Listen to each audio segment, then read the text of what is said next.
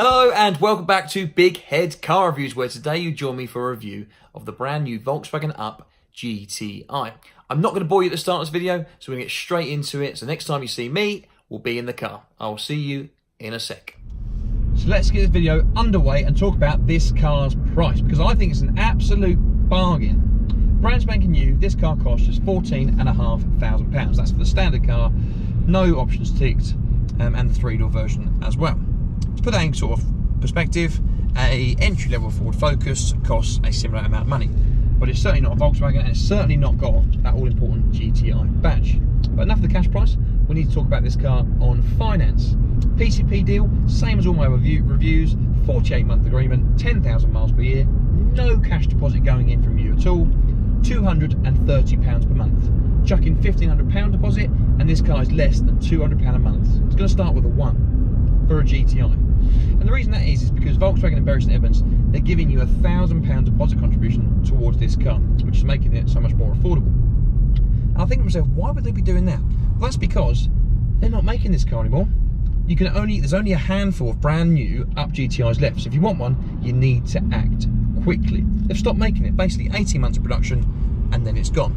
So you can obviously get old ones, for example, or second-hand ones, but if you want brand new, you need to act fast. The other thing I want to talk about is the guaranteed future value of this car. Now, what Volkswagen are saying is that on an Up GTI, in just 4 years, it's only going to be worth £5,000. So effectively it's going to lose 66% of its value in just 4 years. And I think that's a load of rubbish. I think you'll have a huge amount of equity if you're going to purchase this car, because it's going to be worth, I don't know what you think, but surely it's going to be worth more than £5,000 in just 4 years. It's an Up GTI. And with people talking about this car being potentially a future classic, you know, other YouTubers have said it, magazines have said it, for example, because it's so comparable to the Mark I Golf GTI with the power to weight ratio being almost identical. Is this also an investment opportunity on top of a purchase? Because if you think about this car in terms of an equity point of view, you're probably going to be in a good place in 4 years' time. But if you talk about this in 20 years' time, this car potentially being a future classic like the Mark I Golf GTI is today, this is one hell of an investment, this car. So I have to use that when I'm grading this car on price. So originally I'll probably give it sort of an 8.5 out of 10 because it's very affordable. It's the cheapest car that I've reviewed so far. But with the investment opportunity on top of that, I've got to up my grade. I'm giving it a 9 out of 10. Excellent work, Volkswagen. Okay, so time for this car's interior. As we get in, we're greeted by GTI badging, same as the Polo, GTI badging on the steering wheel, and of course GTI badging down there as well. But before we look around, I want to talk about this car's quality. Now, that panel there is exactly the same as outside, and it replicates whatever colour you choose this car in. I don't like that at all. Oh dear. Lots and lots and lots of cheap plastics. Disappointing. But is it?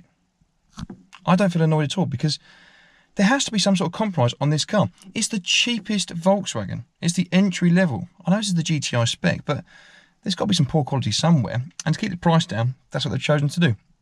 It doesn't bother me at all, because as you start looking forwards, you're greeted by this gorgeous leather steering wheel that wouldn't look out of place on a very expensive Audi.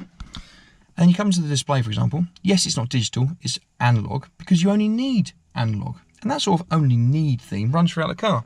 You go to the centre console and you go, where's the big screen?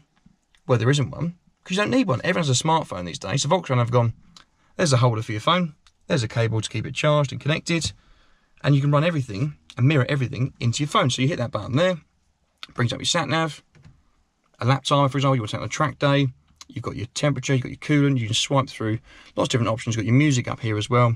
Everything you need is mirrored to your phone. I love that. In terms of kit on this car, you do get heated seats as standard, you might be using those today. You do get air conditioning. This car has the optional climate control, but apart from that, everything you see in this car is standard. Not a huge amount of options, but again, you don't need them. Everything you need, Bluetooth it's got, aircon it's got. What more do you want? Right, in terms of cabin space, you've got these nice little door bins just here. You've got a cup holder there and a shelf there if you're not using your phone. Moving on to the seats. Now, they only actually come in this tartan, that 1976 sort of nostalgic Golf GTI pattern, and that will annoy a few people because there's no leather option and there is no separate cloth option, but at the same time some people will still love that tartan design. So in terms of interior, it just gives you everything you need, and I love that. Although this, yeah, I'm pretty sure that's come out of a Frosty's packet. Anyway, next time you see me, we'll be looking at the exterior. See you in a sec. Right then, let's talk you through this car's exterior then. So we've got, of course, GTI badging at the front here, same as the Polo, same as the Golf. We've got this sort of black splitter at the front here, which gives the car the impression that it sits just that little bit lower, which it does. It sits about 15mm lower than the standard up. Alloy wheels, these are 17-inch. They're the only alloys you can actually get on this car. And you also get these lovely red brake calipers and front disc brakes. However, Volkswagen, what on earth are you playing at? Drum brakes on the rear of this car. We're in 2019, for Christ's sake. Drum brakes. I'm not saying this car needs it, but come on, it's a GTI. This car's obviously in white. Nice contrast, you've got the black racing stripe there, gives it about an extra 3 or 4 brake horsepower as tested. The big black rear window, black roof, got the black in the alloys, and of course the black wing mirrors as well, and the black front grille. So if you're looking for a contrast, go for the red or go for the white. But I think if I was speccing this car or buying this car, I'd go for the car in black. I think this window's just a bit too intimidating for me. I think with that all in black, we give that sort of more stealthy look, which is certainly what I would go for. Anyway, moving on, more GTI badging here. That's disappointing. Would have liked to have seen 2 tailpipes there, especially, of course, on the GTI model. And as we go around again, what are your thoughts? And, of course, another GTI badge just there. So, I think overall, as exterior and interior goes, the quality, the feel, the looks, it's still a lovely looking car. And the interior certainly has a lot of quality to it. But I would make some changes. So, overall, I'm going to give it 7.5 out of 10. It's not bad, Volkswagen. Right, the big one then. Performance. This car comes with 113 brake horsepower. Top speed's 122 mile an hour. Does around 0 to 60 in 8.5 seconds. I think it's 0 to 60 in 8.8. And the torque figure is 147 pounds-feet. It also weighs less than a ton. So in terms of figures, it's very similar to that of the Mark I Golf GTI. But I'm not going to start making loads of comparisons to that and upsetting loads of people. Now, as we just go around this roundabout, let's just try the handling out then for size. Second gear, round we go. Sorry, Volkswagen. Oh, I've got it. Oh, I've got it. Oh, I've got that. That was perfect. Now, I've driven this car quite aggressively at times today, and the ESP will come on, and it brakes you quite violently, and you can't turn that off. So in most cars, you can turn it off, but in this, you can't. But round there, if you get it right and you balance the throttle well enough, the handling on this car is brilliant. Yes, of course, it doesn't have any LSDs or anything like that, but it certainly still handles like a hot supermini should. Now, in terms of noise, if I just give you a little squeeze.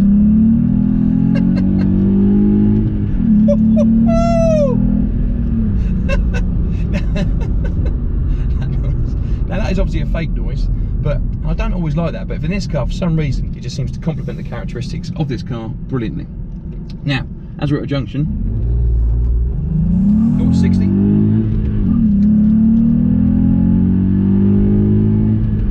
And that is 60. Wow. Okay.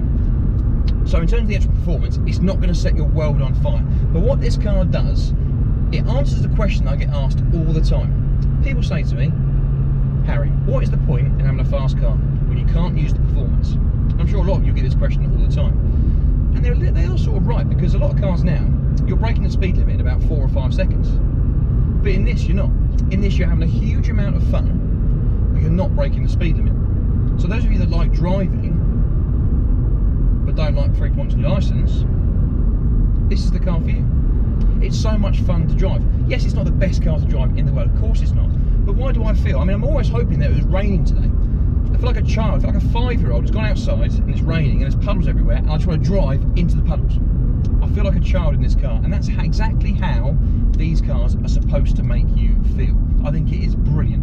Now, in terms of a grading for performance, it's difficult for me to give it a huge grade, because compared to like Audi S1, Mini Cooper S, it just doesn't have the same level of performance. So, but the fact it's put a massive smile on my face, I'm still going to give it a high grade. I'm going to give it a 7.5 out of 10 for performance. Good work, Volkswagen. So we've done performance. It's now time to talk about this car's running costs. And you're probably thinking, and rightly so, this car comes with a 1-litre engine, it's a 3-cylinder, it's turbocharged, weighs less than a ton. It must be good on fuel. But you are wrong. In fact, you are mistaken. because this car is not good on fuel at all. No, I am joking. This car is incredible on fuel. In fact, it is mind-boggling. I cannot believe what this trip computer is telling me. It is telling me that I'm averaging 58 miles per gallon. Yes, I've had this car for about 30 or 40 miles today, and I have done some motorway journeys, which will have enhanced that figure. But 58 miles per gallon. It is so refreshing for a car manufacturer to claim figures. So it claims they're going to get about 52 mpg combined, so as an average. And you can actually hit that. I genuinely believe that. And it's usually demoralising for owners when they see a claimed MPG figure and they can't get anywhere near it. But this car, I 100% believe that you'll be able to get really close to that sort of like low 50s as an average. Incredible. So I want to give it a 10 out of 10 straight away. And you're probably thinking, well, you've got to. But there is a problem. It is a small problem, quite literally a small problem. But because this car is a little bit smaller than the other cars that I've reviewed so far, it's more of a city car. But still obviously a hot super mini. The fuel tank is only 35 litres. So the problem that causes there is the range. So despite me having 58 miles per gallon, despite me having pretty much a full tank, the range is only 285 miles. Now if that average starts to come down into towards the late 40s, you're going to struggle to get more than 250 miles to a tank in this car. And that might not be a problem for many people because this car is not for long journeys in any way, shape or form. But it might provide a problem. So I can't give it a 10 out of 10. But I'm still going to give it, for running costs, an incredibly high score. And that's a 9.5 out of 10. Great work, Volkswagen. So you join me in the back of the car, so of course it's time for the Big Head Car Reviews practicality test. Now, it's not all doom and gloom, as you may expect. Now, yes, there is no legroom for me in the back.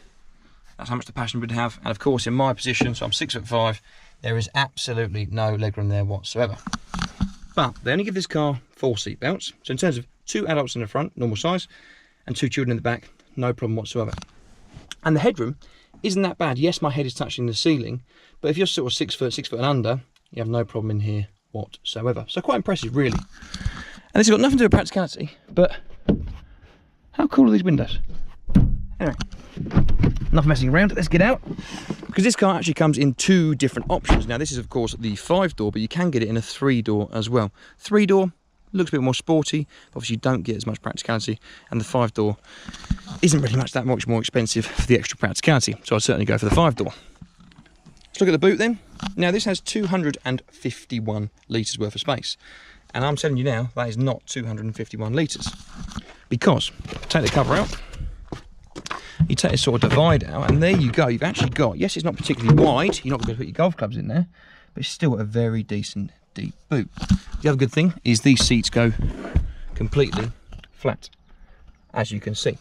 So in terms of boot space, it's on par sort of with the Mini and the Audi S1. It's not as big as the Polo, of course, because it's a much smaller car. And the fact this is the smallest car I've tested, I thought the practicality would be much, much worse. I thought it would be a really low score, but I think I'm going to give it a 6.5 out of 10. It's not bad, Volkswagen. Okay, so we're coming towards the end of the video now, so it's time to surmise and add up those scores.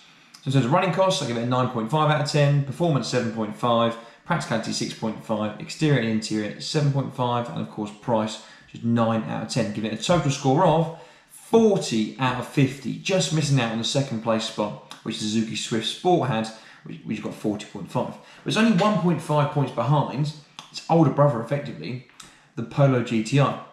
Like a lot of cars on this channel so far, and this Hot Super Mini series I'm doing, the Up GTI completely exceeded my expectations. I'm starting to understand this whole future classic thing. I think it makes sense because it is so similar, like I said a million times, to that original Mark I Golf GTI. Now that is the end of the video. Thank you so much for watching. Thank you so much to Marriott Motor Group for offering me the car again. They're the exact same company that offered me the Polo GTI, so if you haven't seen that video, watch it after this one please for me.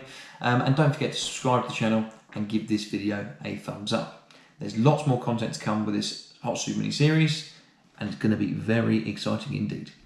Thanks again for watching. Take care. Bye-bye.